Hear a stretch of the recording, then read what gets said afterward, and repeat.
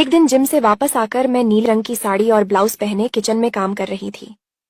गर्मी की वजह से मैंने अपने बाल ऊपर बांध रखे थे और काम करते समय जैसे हर भारतीय नारी करती है वैसे साड़ी का पल्लू अपनी कमर पर लपेट लिया था।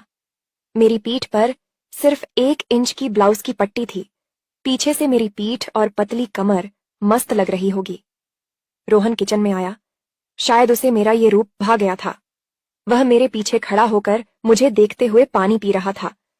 उसने अचानक पीछे से जैसे कोई छोटा बच्चा प्यार से अपनी मां को पकड़ता है वैसे मुझे पकड़ लिया और कहा, खाने में क्या बना रही हो मेरी प्यारी मौसी।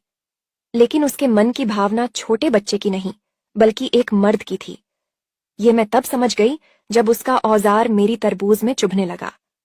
मैं बोली, तुम्हें आज कुछ ज्यादा ही प्यार आ रहा है अपनी मौसी पर। रोहन बोला, इतनी प्यारी और सुंदर मौसी हो तो प्यार क्यों ना आए। यह कहकर उसने मुझे गाल पर चूम लिया। हटो, मुझे काम करने दो। यह कहकर मैंने उसे अपने से अलग कर दिया।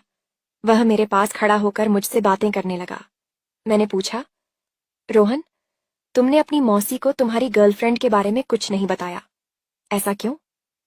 गर्लफ्रेंड होती तो बताता ना मौसी। चलो भी, अब मुझसे क्या छुपाना। सच्ची मौसी, मेरी कोई भी गर्लफ्रेंड नहीं है। मुझे तो यकीन ही नहीं हो रहा कि तुम जैसे लड़के की कोई गर्लफ्रेंड नहीं है। तुम्हें तो कोई भी लड़की अपना बॉयफ्रेंड बनाना चाहेगी। हाँ मौसी, अभी भी मेरे लिए लड़कियों की लाइन लगी पड़ी है, लेकिन मैं ही किसी को भाव नहीं देता। ऐसा क्यों? जब तक मैं सफल हो नहीं जाता मैं इन फालतू के चक्कर में नहीं पड़ना चाहता। और दूसरी बात कि जैसी लड़की मुझे चाहिए वह अब तक मुझे नहीं मिली। अच्छी बात है, तुम अपनी जीवन के बारे में इतना सोचते हो, लेकिन तुम्हें कैसी लड़की पसंद है जो आज तक तुम्हें मिली नहीं? सच कहूं मौसी, तो मुझे बिल्कुल आपके जैसी गर्लफ्रेंड मिल जाए तो मैं उसी से शादी कर लूं। अच्छा बेटा, क्या मैं तुम्हें इतनी पसंद हूं? हाँ मौसी, आप तो बचपन से मेरी पसंद हो। चुप हो जा नालायक, कुछ भी बोल रहा है।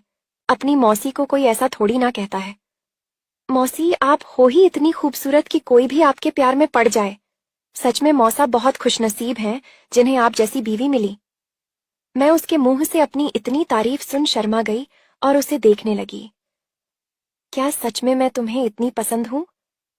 हाँ मौसी, मैं मस्त हो चुकी थी लेकिन अब भी अपनी ओर से कोई हरकत नहीं करना चाहती थी। हमने खाना खाया और पूरा दिन सामान्य बीता। उसी रात 10 बजे जब मैं उसके कमरे में सोने के लिए गई तब तक वह सो गया था। मैं भी सो गई। रात में तकरीबन 12 बजे मुझे अपने सीने पर कुछ हलचल महसूस हुई। रोहन अपना हाथ धीरे धीरे मेरे सीने पर घुमा रहा था। मैं सोने का नाटक कर बंद आंखों से उसे महसूस करने लगी। मैं उसे आज रोकना नहीं चाहती थी। अब उसे यकीन हो गया कि मैं सो रही हूं तो उसकी हिम्मत बढ़ गई। उसने अपना हाथ मेरे टी शर्ट के अंदर डाल दिया और मेरे पेट को सहलाने लगा। मैं तैयार हो रही थी। इस वजह से मेरी सांसें तेज हो गईं और उसे पता चल गया कि मैं सोने का नाटक कर रही हूं। मैं उसका विरोध नहीं कर रही थी तो उसे हरी झंडी मिल गई। वह बोला, मैं जानता हूं मौसी, आप सोने का नाटक कर रही हो, तो क्यों ना आंखें खोलकर आप भी मजा कीजिए। अब वह थोड़ा नीचे सरका और मेरे ओंठ पर अपने होंठ रखकर मुझे चूमने लगा। मैं उसे अपनी प्यास नहीं दिखाना चाहती थी। मैं बोली, रुक जाओ रोहन, तुम जो कर रहे हो वह गलत है। और उसे धक्का देकर अपने से अलग कर दिया और झूठा विरोध करने लगी। लेकिन उसके सर पर तो मानो भूत सवार हो गया हो। उसने मुझे अपने पास खींचा और फिर से चूमने लगा। मेरा झूठा विरोध धीरे धीरे फीका पड़ने लगा। उसने मुझे सीधा लिटा दिया और मेरे ऊपर चढ़ गया। मैं सोते समय शॉर्ट्स और टी शर्ट के अंदर कुछ भी नहीं पहनती। उसने अपने दोनों हाथ मेरे टी शर्ट के अंदर डाल दिए और मेरी पीठ पर अपने हाथ लगा दिए। मैंने अपने बाल एक क्लिप की मदद से ऊपर बांध रखे थे। उसने क्लिप निकालकर मेरे बालों को खोल दिया। वह मुझे चूमते हुए टी शर्ट के ऊपर से मेरे संतरे दबाने लगा और एक हाथ मेरे शॉर्ट्स के अंदर डालकर मेरी गुफा का नाप लेने लगा। हम पिछले 30 मिनट से एक दूसरे के होठों का रसपान कर रहे थे। वह अब नीचे आ गया, मेरा टी शर्ट ऊपर कर मेरे पेट को चूमने लगा। मैं एकदम तड़प रही थी और सिसकारियां ले रही थी। उसने मेरी टी शर्ट उतार दी। मेरे बिना कपड़े के संतरे वह थोड़ी देर देखता ही रहा, फिर उन पर टूट पड़ा।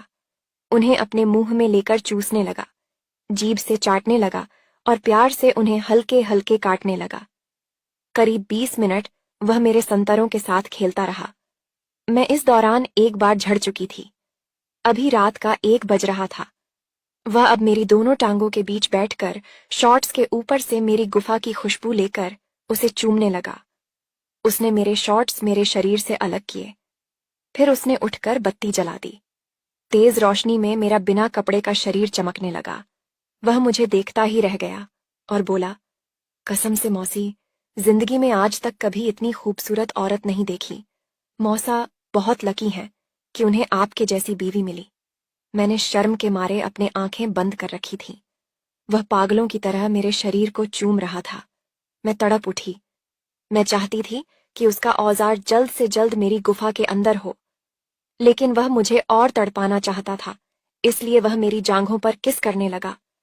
उसकी इन हरकतों की वजह से मैं कुछ ज्यादा ही मस्त हो गई थी और अपना सर इधर उधर पटकने लगी।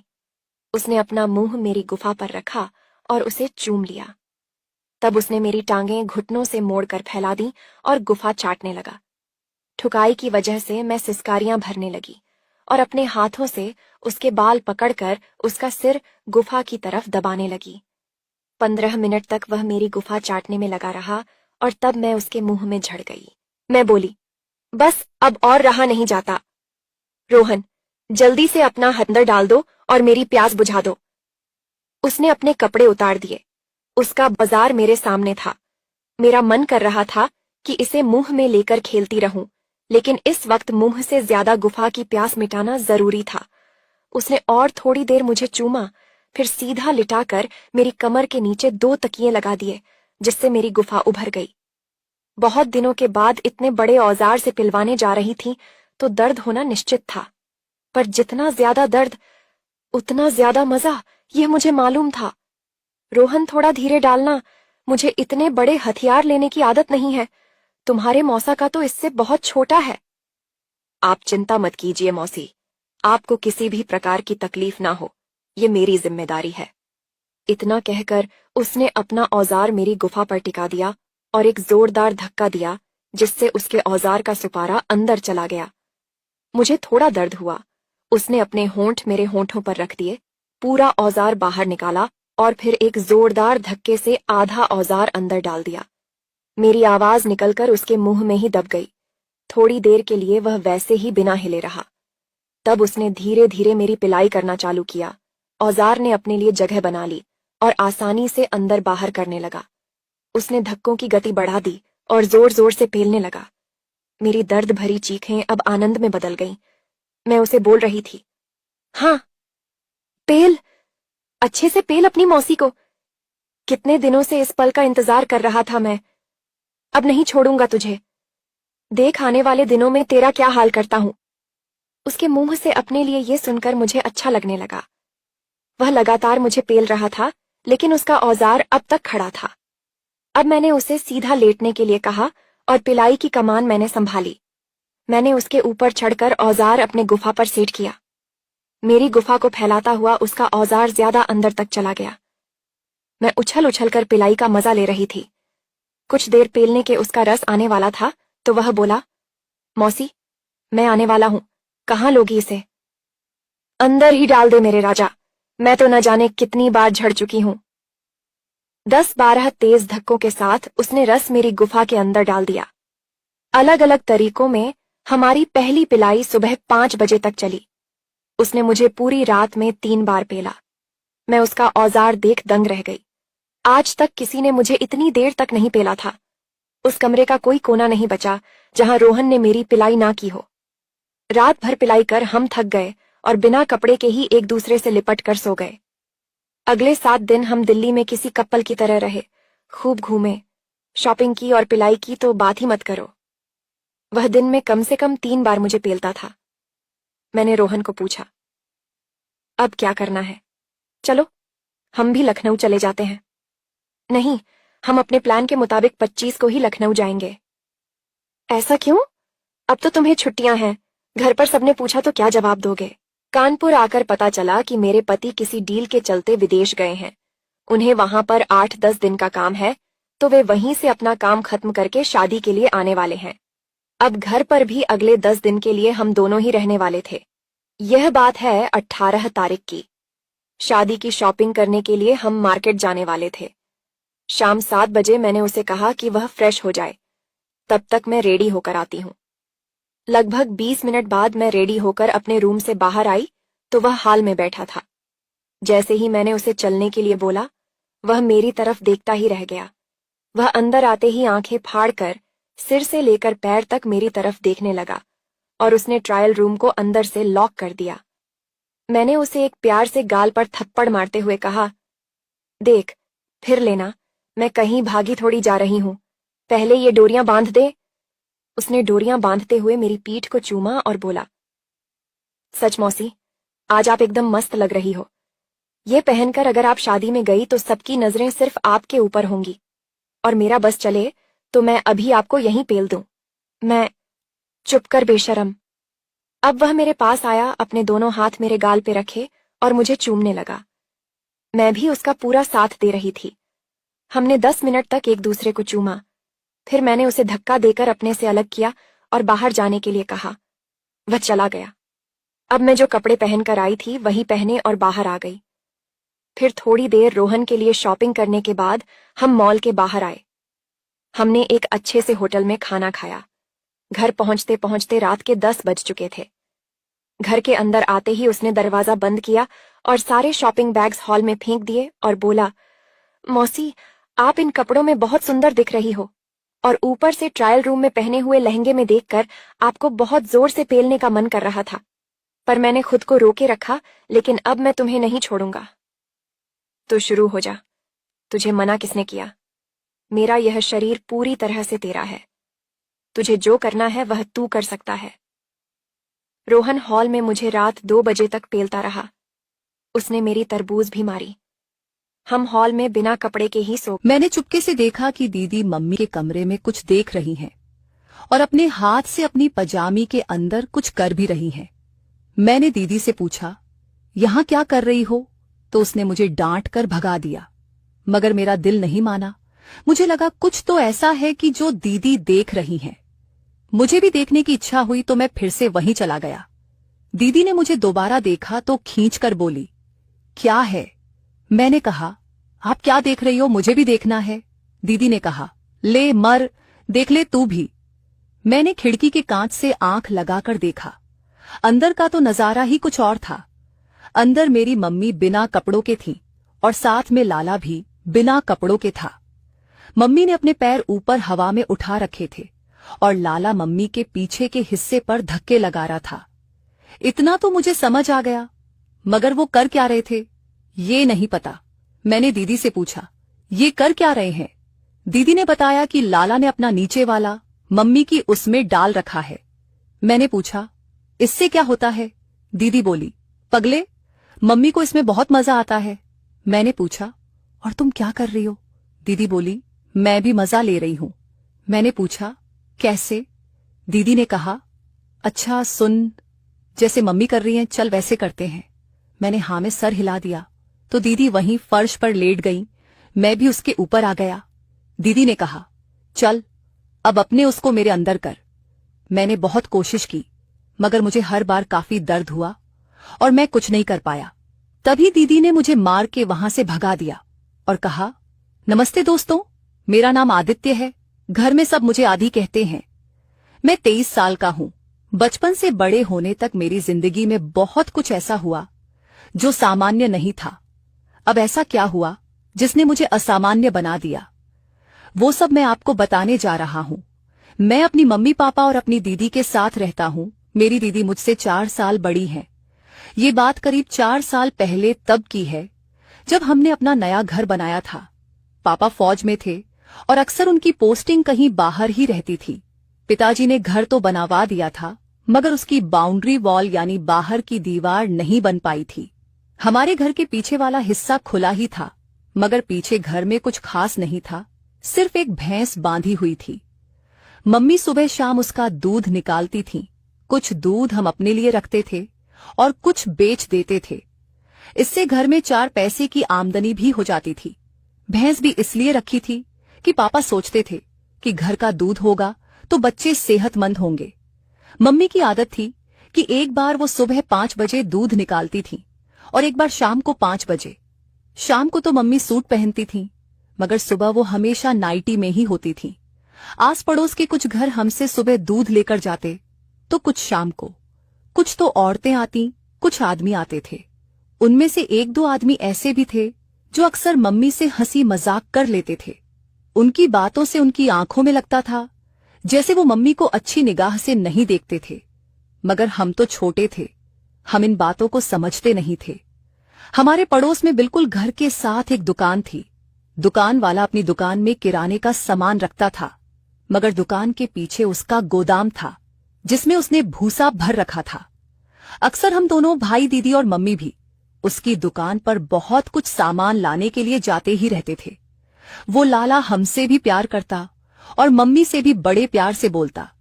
एक बार वो लाला हमारे घर आया और मम्मी से बोला, हमें भी आधा लीटर दूध दे दिया करो, हम भी अपनी चाय बनाकर पी लिया करेंगे। मम्मी ने इसके लिए पापा से पूछा तो पापा ने हाँ कह दी। अगले महीने से लाला हमारे घर से दूध भी लेने लगा और दूध के बदले में भैंस के लिए वो भूसा भेज देता। भूसा लेने के लिए कभी मैं तो कभी मम्मी उसकी दुकान के पीछे बने गोदाम से भूसा ले आते थे। मगर एक बात थी कि लाला हमेशा सुबह दूध लेने आता था। बेशक मैं छोटा था, पर इतना तो समझता ही था जैसे लाला मम्मी को देखता था। मम्मी की नाइटी का गला अगर पीछे को होता तो उनकी पीठ दिखती थी, और अगर आगे को होता तो उनके मस्त संतरों की दरार दिखती थी। लाला मम्मी को घूरता रहता, मगर मम्मी को पता नहीं अच्छा लगता, या वो इस बात की परवाह ही नहीं करती थी। मगर लाला दिनों दिन मम्मी के और करीब आता जा रहा था। मुझे ये बात बुरी लगती थी।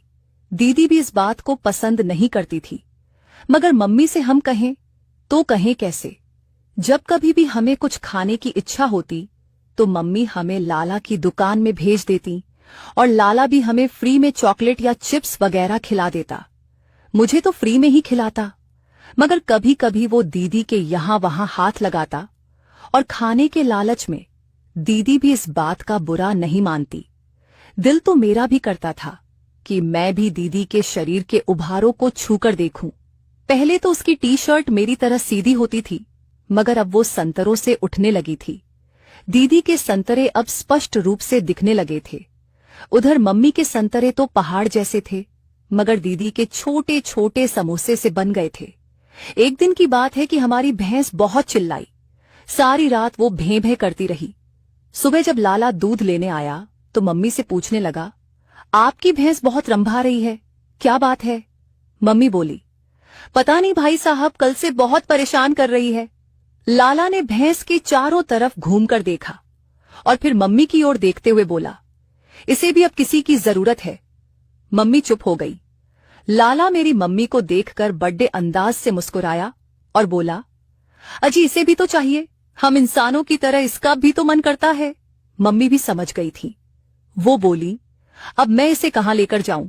लाला बोला, अरे भाभी जी, मेरे एक जानकार हैं, उनके भैंसे से लगवा लाते हैं। उस दिन दोपहर को वो हमारी भैंस ले गया और शाम को वापस ले आया।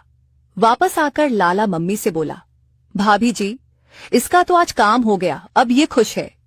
मम्मी शर्माती हुई जब लाला के पास से गुजरी तो लाला बोला, आप पता नहीं कब समझेंगी। मम्मी ने पलटकर लाला को देखा और मुस्कुराकर चली गई। उस दिन मुझे लगता था कि शायद मम्मी और लाला की सेटिंग हो गई थी। अगले दिन मम्मी ने कपड़े धोए और कुछ कपड़े छत पर भी सूखने के लिए डाले। उस दिन मम्मी की एक पेंटी उड़कर लाला के घर गिर गई तो मम्मी ने मुझे लेने के लिए भेजा। जब मैं गया तो लाला अपनी दुकान में बैठा था और उसने मम्मी की पेंटी अपनी गोद में रखी हुई थी। अगर मैं आज की समझ के हिसाब से बोलूं तो उसने मम्मी की पेंटी को अपने औजार पर रखी हुई थी।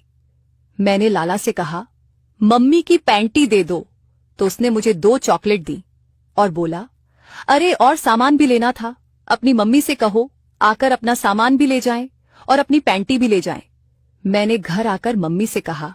मम्मी पता नहीं क्यों बहुत मुस्कुराईं और फिर हमें होमवर्क करने को कहकर लाला की दुकान पर चली गई। उधर से करीब 1 घंटे बाद मम्मी वापस आईं, मगर मम्मी के हाथ में सिर्फ उनकी पेंटी थी और सामान तो कोई नहीं था। मगर एक बात थी, वो ये कि मम्मी बहुत खुश थीं। अब पापा के बाहर होने के कारण घर पर साल में 1-2 बार ही आते थे। मम्मी हमारे साथ ही सोती थीं। सर्दियों में अक्सर मम्मी मुझे अपने साथ चिपका कर सोती थीं, तो अक्सर मम्मी के मस्त संतरे मेरे चेहरे से लगे होते, या कभी कभी जब वो मेरी तरफ पीठ करके लेटती तो मम्मी अपने पीछे के हिस्से को मेरी कमर से सटाकर सोती। तब मैं भी महसूस करता कि मेरा औजार तनाव में हो रहा है, मगर मैं डर के मारे मम्मी से थोड़ी दूरी बना लेता, कहीं मम्मी कान के नीचे एक धड़ न दें कि क्या ये औजार मेरे पीछे लगा रहा है। मगर फिर मेरा दिल बहुत करता कि मम्मी को छूकर देखूं। धीरे धीरे लाला का हमारे घर में बहुत दखल हो गया। अब तो वो हम पर हमारे पापा की तरह रुआब दिखाता था। हम बच्चों को भी हमेशा पापा की कमी खलती थी, जो लाला ने पूरी कर दी थी। मगर दीदी के साथ वो कुछ ज्यादा प्यार दिखाता, क्योंकि दीदी को प्यार के बहाने से वो उसे यहां वहां छू लेता था। करीब 2 साल बीत चुके थे। अब मम्मी ने हम दोनों भाई दीदी को अलग कमरे में सुलाना शुरू कर दिया था। उसकी वजह ये थी कि कभी कभी लाला रात को भी हमारे घर आ जाता था। मुझे इस बात का पता बहुत बाद में चला। एक दिन सर्दियों के दिनों में रात को मुझे बाथरूम जाने की इच्छा हुई। मेरी नींद खुली तो मैं उठकर बाथरूम में गया, मगर बाथरूम से पहले ही मैंने देखा कि दीदी मम्मी के कमरे में कुछ देख रही है और अपने हाथ से दीदी अपनी पजामी के अंदर कुछ कर भी रही थी। मैंने दीदी से पूछा, यहां क्या कर रही हो? तो उसने मुझे डांट कर भगा दिया, मगर मेरा दिल नहीं माना। मुझे लगा कुछ तो ऐसा है कि जो दीदी देख रही है। मुझे भी देखने की इच्छा हुई तो मैं फिर से वहीं चला गया। दीदी की पजामी अब नीचे गिरी हुई थी। दीदी अब भी अपनी नीचे वाली जगह को हाथ से सहला रही थी। मैं भी पास जाकर खड़ा हो गया। दीदी ने मुझे देखा तो खींचकर बोली, क्या है? मैंने कहा, आप क्या देख रही हो? मुझे भी देखना है। दीदी ने कहा, ले मर देख ले तू भी। मैंने खिड़की के कांच से आंख लगाकर देखा। अंदर का तो नजारा ही कुछ और था। अंदर मेरी मम्मी बिना कपड़ों के थीं और साथ में लाला भी बिना कपड़ों के था। मम्मी ने अपने पैर ऊपर हवा में उठा रखे थे और लाला मम्मी के पीछे के हिस्से पर धक्के लगा रहा था। इतना तो मुझे समझ आ गया, मगर वो कर क्या रहे थे? मैंने दीदी से पूछा, ये कर क्या रहे हैं? दीदी ने मेरे औजार को सहलाकर बताया कि लाला ने अपनी ये मम्मी की उसमें डाल रखी है। मैंने पूछा, इससे क्या होता है? दीदी बोली, पगले, मम्मी को इसमें बहुत मजा आता है। मैंने पूछा, और तुम क्या कर रही हो? दीदी बोली, मैं अपना मजा ले रही हूं। मैंने पूछा, कैसे? उसने मेरा हाथ पकड़ा और अपनी फुदी पर रखा और मुझे बताया कि ऐसे। उसने मुझे कहा अपनी उंगली मेरी फुदी के अंदर बाहर करनी है। मैं धीरे धीरे करने लगा तो दीदी को मजा आ गया। दीदी बोली, तेज तेज कर। मगर मुझे ये सब अच्छा नहीं लग रहा था, बड़ा अजीब लग रहा था। जब मैंने ढंग से नहीं किया तो दीदी ने मुझे हटा दिया और खुद ही करने लगी। मैं भी पास खड़ा कभी अंदर मम्मी को तो कभी बाहर अपनी दीदी को देखता रहा, मगर मुझे नहीं पता चला कि कब मेरा औजार तनाव में हो गया। मैंने दीदी से कहा, दीदी ये देखो इसको क्या हुआ? मेरी दीदी मेरा औजार देख बोली, तेरा औजार तो तनाव में हो गया। अच्छा सुन, जो मम्मी कर रही है चल वैसे करते हैं। मैंने हाँ में सर हिला दिया। दीदी वहीं फर्श पर लेट गई। मैं भी उसके ऊपर आ गया। दीदी ने कहा, अब अपने औजार को मेरे अंदर कर।